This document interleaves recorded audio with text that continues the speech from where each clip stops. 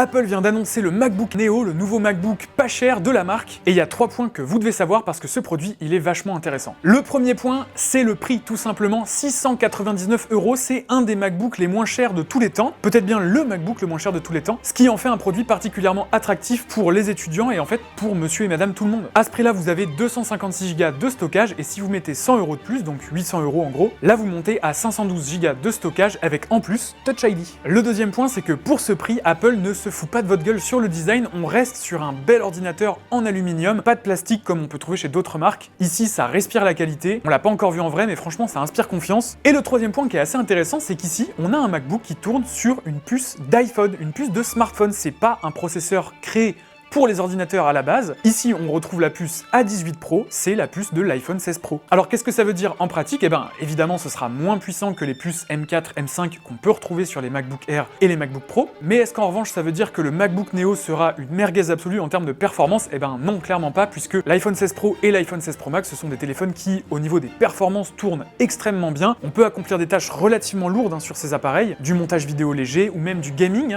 Genshin Impact par exemple, tourne extrêmement bien sur ces appareils. Donc franchement, encore une fois, pour 700 €, ce MacBook, il a l'air vraiment très impressionnant et j'ai hâte de le tester.